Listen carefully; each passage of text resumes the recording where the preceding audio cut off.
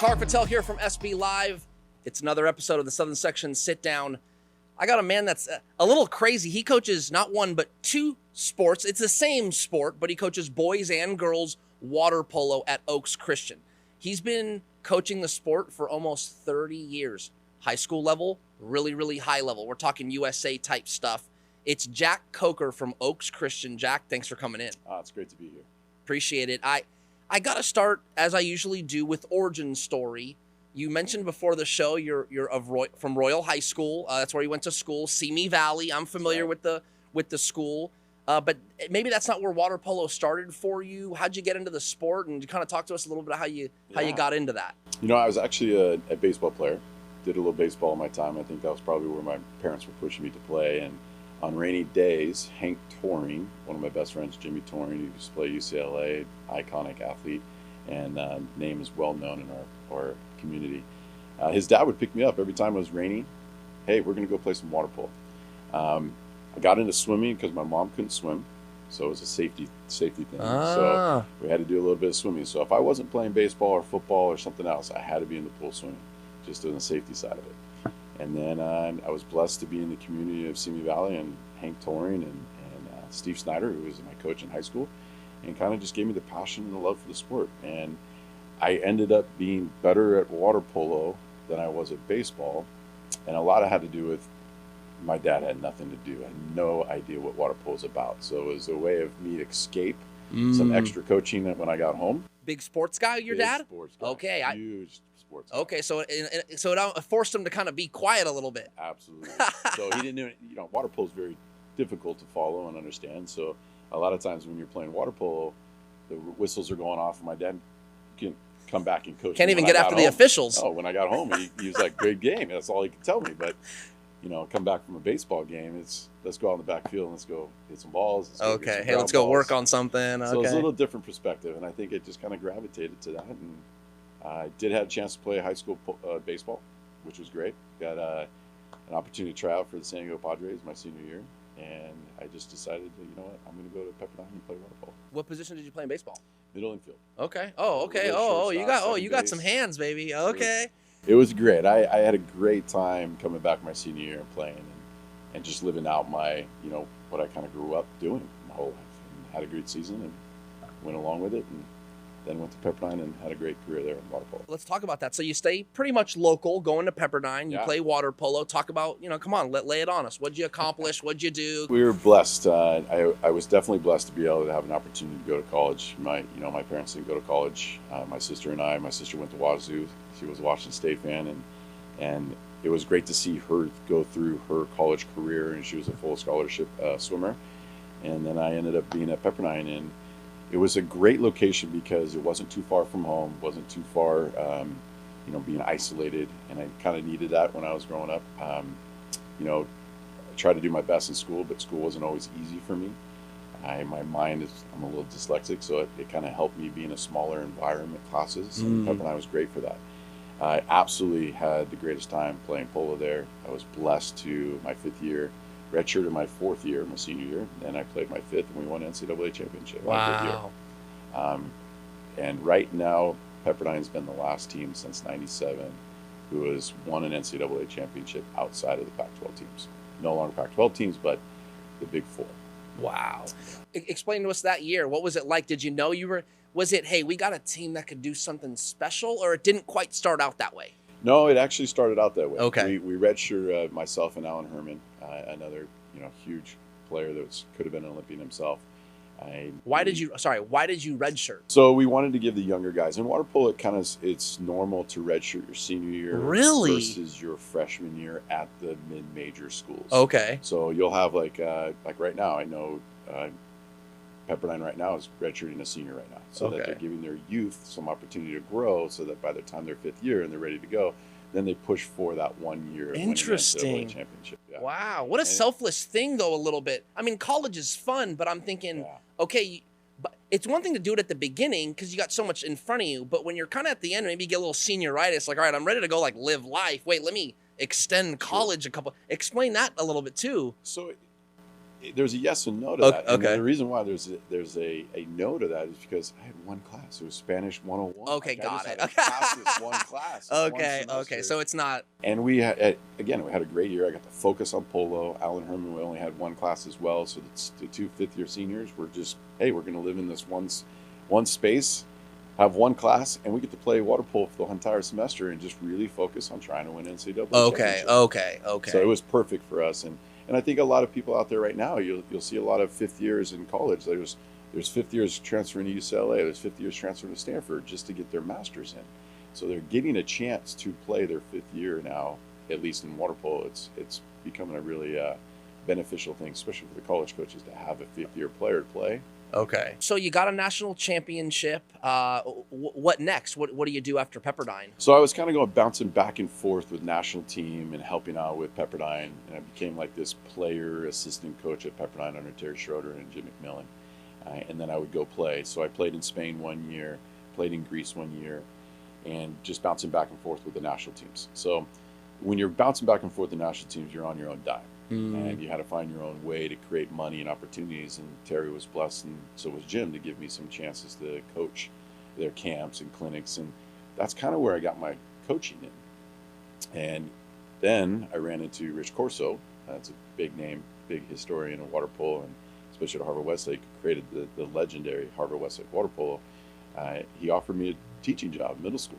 So I taught at middle school under Rich Corso at the middle school campus. Did 1 year with the Peter Hudnut's son, who was an Olympian. We lost to Long Beach Wilson, Tony Azevedo. Okay. His 4-year domination of high school polo. And that became another thing. I was like, okay, I wasn't thinking I was getting into coaching. Jerry Maguire, the movie, kind of got me going. I'm gonna be a sports agent. A sports agent. And then coaching and playing and finding a groove and understanding that it kind of came natural to me. It was God willing and gave me the power to do it. So I've been doing it ever since. When you felt like the calling for you to coach was somewhat cemented, how did you start growing as a coach from that point on? I think it's important that like coaches got to learn too, kind of thing. So tutelage and experience, talk about that journey a little bit. It's a lot of trial and tribulations, and a lot of it comes down to is when you decide to stop playing, and that is a big issue. There's 2 years of this gap between when you stop playing, because I was kind of coaching a little bit, and I went to Greece and played professionally in Greece, and I had a decent year, but I was like, I'm missing something here in my playing career. And when I got back, I did some more coaching for Terry Schroeder and kind of helped him out there. And I realized this low of expectations that you have on yourself as an athlete, and then the expectations you have on the players that you're teaching. And you have to grow patience. You have to grow patience in yourself. You got to get yourself out of the frustrations. Like, they only know what you teach them, not know what you expect them to know. And that grew on me. I mean, I'm still struggling a little bit with that. Dealing with high school kids, you have to repeat and repeat and repeat and repeat. Where, I'm coaching the Olympians. I just got back from Paris and was part of the staff for the bronze medal. We haven't won a bronze medal in forever. So I go from coaching the Olympic athletes to coaching the high school athletes, and it's a big gap in in a lot of things. Yes. So that was the early generations of me coaching was more of being patient with myself, being patient with the athlete, understanding where they are at their place. I've mentioned this recently with another coach, kind of the expectation when it comes to high school in any sport, you basically have to assume that they all know zero. I mean, that's how you have to start, right? I think the expectation of, okay, varsity level athlete in regard, okay, they're all at a 2 or 3 of knowledge out of a 10, and you're trying to elevate that number. And man, that just doesn't work, does it? Well, and not only that, you have to make sure that you're being, in essence, patient with them. Because a lot of times you're teaching them something like you've known for 20 years. Like, how do you not know this, or how can you not apply this in the game? We just did it in practice on Monday and Tuesday. And then your expectations of them to be able to follow through. A 16-year-old, 17-year-old, 18-year-old follow through on Saturday, the percentages are not that high for you. Okay. So you got to be a little bit more patient, and I'm learning and growing in that. And again, going from the Olympic athlete where you say, hey, area X, Y, and Z, you're going to be here and here and here. Implemented And immediately. they can follow it immediately within the next game plan or the next day. High school, it takes a little bit more, like 10,000 reps. So you got to get those reps in. And again, for coaches, you got to be more patient. And I think that's probably one of the biggest things that I continue to try to work on is my patience. Water polo in general, niche sport, Jack. I mean, I think you being on this show and talking water polo here in Southern California, if you don't mind me kind of going on a little tangent here, it's an indicator that Southern California is a hotbed for so many other sports. So you want to debate who has the best high school football? Okay, Texas and Florida, they're going to raise their hands. Baseball, some other parts of the country, they're going to. But if I take every sport from A to Z, I don't know if anybody can go to bat with Southern California.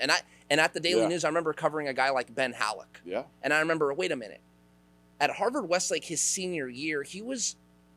I think he did make the Rio team. Yes, he did. So we got a high schooler worried about prom, but at the same time, he's on the men's USA water polo team. Yeah. If that was a basketball player, so if some kid from Sierra Canyon Very was rare. playing with LeBron, No chance. it would lead Sports Center. It would.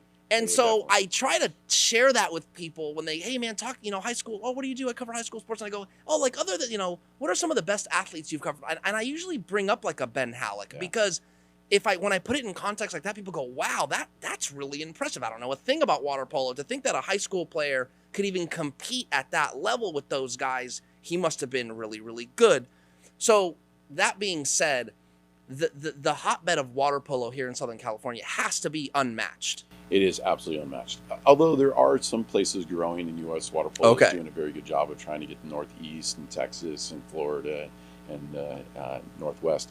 But the weather makes it what it is for us. It makes us allow us to train, 6 days a week, 7 days a week, all year round. Our facilities here are fantastic. Also, it's beach communities. If you have the California beach communities are the ones that really push the sport. You get a lot of junior lifeguards that come out. So yes, it is a hotbed for California, and it's not a rare thing nowadays for a high school senior to become an Olympian. Tony Azevedo, Ben Halleck. Now we just had Ryder Dodd, who's now at UCLA, a freshman at UCLA. So there are athletes that are making that big jump from a senior, and again, it's the growth of these athletes. Yeah. Oh yeah. I mean, we could talk about that in any sport. I'm hearing you. I'm hearing it. Yeah. If I was playing high school sport right now, I don't know if I'd be in top 50 because of the athleticism, the size, the growth, and they're being taught, they're being given, they're being resources way more than what we had back in 30 years ago, and it's great, and I'm glad to see that happening for all athletics.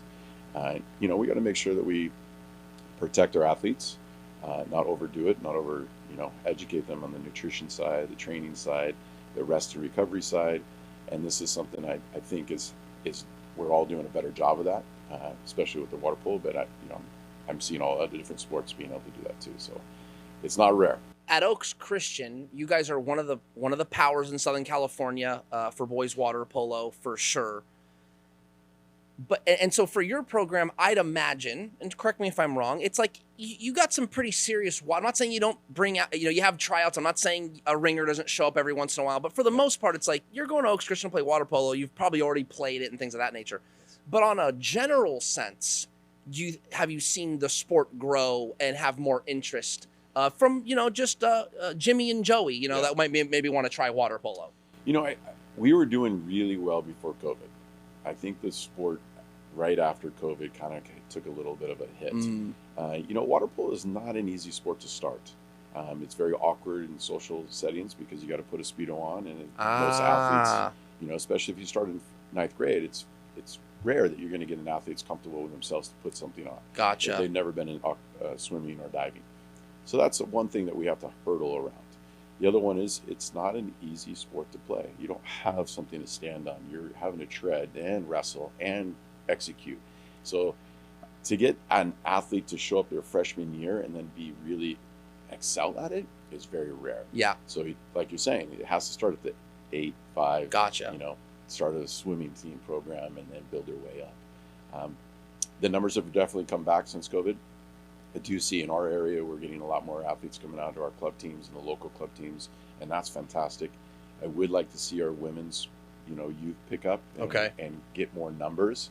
And again, it's just because it's not an easy sport to play. It's very hard for a freshman girl to show up and never been involved in water polo before, and then all of a sudden jump in with a practice. We have that all the time. Like, I want to try water polo, and I ask, can you swim? And they tell me yes, but actually they can only backyard swim. Splash around, swim to the step and get out, right? Yeah. And then I put a body next to them, and they're like, "Oh my gosh, this saved me! I'm drowning here."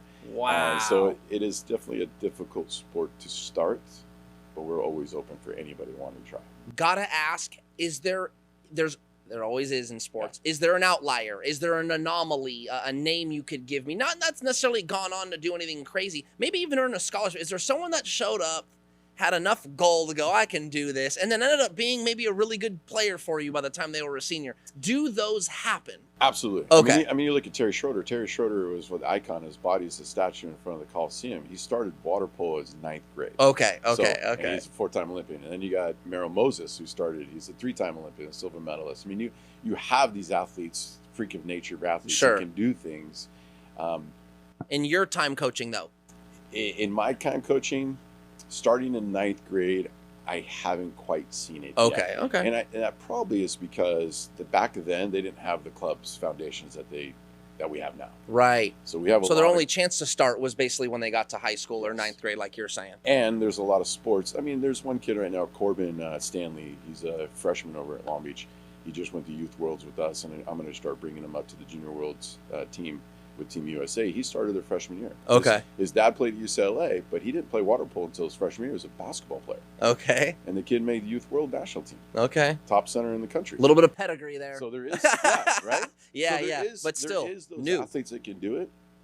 I think if his dad wasn't a water polo player and did play for UCLA, it might not have been that easy for him to transition. But he's a phenomenal freak athlete. Yeah. I might butcher this, but I know for the most part, like a story like Allison Felix, she just kind of showed up one day to like PE and like ran around the track, and the coach was like, wait a minute, do that, Is that possible? we might have something here, so I'd imagine that doesn't happen very often, if at all, for water polo. Not very often. I mean, we definitely see somebody that jumps in the pool, like, hey, okay, we can work with you. Wow, you're physical, man. But typically, we get a lot of freak athletes that are using our sport as aquatics as a cross training. A track star, basketball star, a softball star. Oh, man, that'll get you in shape. And they use us as, hey, can I play 3 months? And then I want to go jump in the baseball field or softball And you're field. Cool with that? Oh, absolutely. Okay. And maybe that player's expectation, he may not play a lot, but hey, he'll be able to practice every day, and he knows he's getting his butt kicked, and it's for a total different purpose. And you're totally cool with that. Without a doubt. And that's awesome. Sports is, I am a true supporter of multiple sports. And I know people say, well, how can you use swimming and water polo as multiple sports? Well, technically it is. It's a conditioning sport and a ball sport. So you have to be able to say it's a multiple sport. But there are baseball players. There's Adrian Weinberg, who was the number one goalie in the world at Paris Olympics. He was a baseball stud, and he played baseball at Oaks, and he almost played at Cal, and he was a 3-time NCAA champion at Cal. So we have the history of athletes that can cross sports, and I truly believe that. Someone like him, talk about getting him young and watching him get better. I love to ask coaches about standouts, like, hey, this guy, we know he's special now, but let's talk about what he was like in high school. And for the most part, every coach is like, man, he was pretty special in high school too. So we've had a couple of really talented athletes since I've been at Oaks in 2014 and 15. I had a chance to coach 2 Olympians. One is Amanda Longan. She was a USC star. I only got a chance to coach her 1 year at Oaks. And then she went to USC, and she won 2 NCAA championships with USC. And then she's 2-time Olympian, silver medalist, and all that stuff. And she was a freak athlete. Oh my gosh. I mean, this girl, she could play anything in volleyball, basketball. We're just blessed that she's a goalie for the U.S. team. And then you got Adrian Weinberg, who at 13 years old lived at USC, near USC, and traveled by public transportation to Oaks Christian at 5 a.m. to go to practice. If that doesn't tell you a dedication, sure, that's different right there. Sacrifice or goal, purpose, and everything in life. And I mean, he was that from 13 years old. And you got to give credit to mom and dad. when moms and dads are raising kids that have that kind of drive, that are willing to sacrifice and put their own kid on a public transportation at 13, at 5 a.m. to go to Oaks Christian for water polo, there's something going on inside that family that I want to bleed into everybody else that I'm coaching right now. So Adrian was a freak. He loved the opportunity to sit down and do video with me. He was a junkie for the sport. He had a mind that was very similar to myself with water polo, the tactful mind, seeing objects and seeing things flow. And he has done a marvelous thing representing Team USA in his first Olympics and basically becoming the best goalie in the world. What's the common ingredient for all really special athletes at the high school level? Yeah, if you're able to get over the last play as quickly as possible is probably one of the biggest things. It's, we're doing that with our team right now. Is we have a little slogan, is mentally tough teams win. And truly, mentally tough athletes win. And when they have that mental toughness inside themselves that they can get past their last failures and get on to the next without a hiccup, without an emotional state of carrying them back, is huge. Next thing is, are they willing to put the time in? Are they doing extra? I talk to my own kids about this, and then I'm blessed that my wife is always a big supporter of my athletic things that I bring into my family and the competitiveness. But we talk about doing extra. If you want a goal and you have to achieve it, if you're not willing to do extra, practice and just showing up to practice, or here's a weight hour, I'm going to go do weights with the team, I'm going to go do practice with the team, and that's all you're willing to do, you're not going to reach the goals that you think you set forth. And that's something that Adrian and Amanda have always done. They've always done extra. They're always willing to sacrifice. They're relentless in their pursuit of what they want. And I'm blessed to say that they both have strong faith of God, and that's another opponent that I believe in. You've got to have faith inside of yourself that there is something else that's helping you get through everything that you're doing in every day. And I think those are the primary things: the sacrifice and the extra, and just being willing to forget what you made a mistake on. You mentioned it earlier, kind of the differences between you growing up in water polo and some of the things that the modern athlete have. And I think one of them is, especially for water polo, they can find a way to watch it more. Can we talk about that a little bit? Because I mean, I'm in my mid 30s, but I was able to watch Kobe, then go out in the backyard and imitate Kobe. I mean, it's just the truth. That's what we did. And so water polo, it's like, man, you got to probably get to a pool and watch. Now, for someone like yourself, when you were growing up, now it's like YouTube, Peak, there's all these streaming services. Can you talk about just that influence and kids' ability to just watch big time water polo now? It is definitely pushed our sport in the right direction. I mean, this weekend I was watching ESPN Plus. There you go. College games. I was watching overnight college games. You got everything streamed now internationally. You can watch almost every weekend. You can watch international games. So it is at their access of their phone to be able to see everything. One thing we do is we have Huddle. We put everything up on Huddle, and the kids are watching it, and they have to give me. So we just unfortunately had a game against Harvard Westlake, and I had a ball. It was a tough one. It's up and down, definitely some valleys and peaks. But everybody had to send me 4 clips of things that I wanted them to work on, right? So they had to send me 4 clips, and within 12 hours, they all sent me their clips. We never had that access. Immediately as soon as the game was over. So that has definitely helped the IQ of the sport surpass what we were through. I didn't learn the things that some of my athletes are doing until I was probably in college.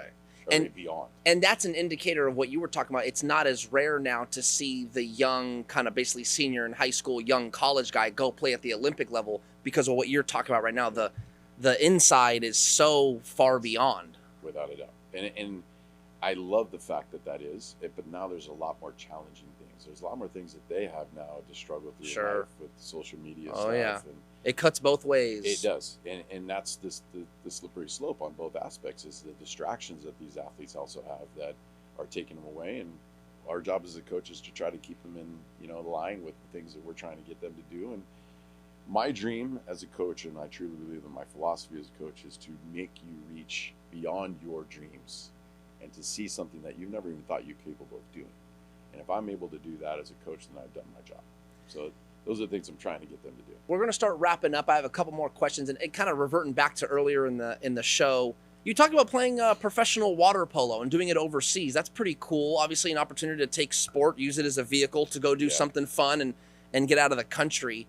What is professional water polo like in Greece? I mean, are people showing up to the games? Is it packed crowds? Man, absolutely. So internationally, the crowds are epic. I mean, That's there's awesome. So many people. There's flares going off. Sounds like a little soccer game. It is a miniature soccer game environment. You know, it's great. We try. So currently, our national team right now, pretty much majority of the entire team was overseas playing professionally. It's probably the most professional athletes we've had in the U.S. in the last 4 or 5 years, which has been phenomenal. They get the exposure and the experience to play at the highest level, and then they're in these environments where, you know, you're not used to the food, you're not used to the language, Sure. you don't understand the language. Sure. You know, you're trying to be coached, and you're just following along with body language. And so playing overseas was a dream of mine growing up with Jimmy Torrey. Got a chance to play in Spain, got a chance to play in Greece. I loved them both. They both gave different perspectives of life and where I was at that moment in time. I highly recommend any water polo athlete to try after your college career. Go. Yeah, man. Why are you rushing into a career? Go spend a year. Go to Australia. Go play in Australia. If we get a national league here, play here. Like, there's a lot of great opportunities that you can do after college and not rush into a career that you might not know you want yet. And might as well take advantage of it while you're young. I went away to school in the Northeast for 2 years. It was the best thing I ever did. I can't even imagine, going out of the country. Best thing I ever did. Last ad here, Oaks Christian Water Polo right now. The status of your program, how you think things are going. Just maybe an update on what's going on with Jack Kocur and the Lions right now. We're doing well this year. We've got a great group of seniors that we've had since I've been at the program in 2014-15. They started at 10U's, 9 and under, so they've been kind of coming up all the way through. And they're all seniors now. My son is one of them, so I'm a little self-interest there. We're doing a good job of competing. I believe we have a great youth program. Our junior program, our juniors and our sophomores got a really good future ahead of them. So I think we're going to be around this top 4 in the next 3 to 4 years. I'm excited about it.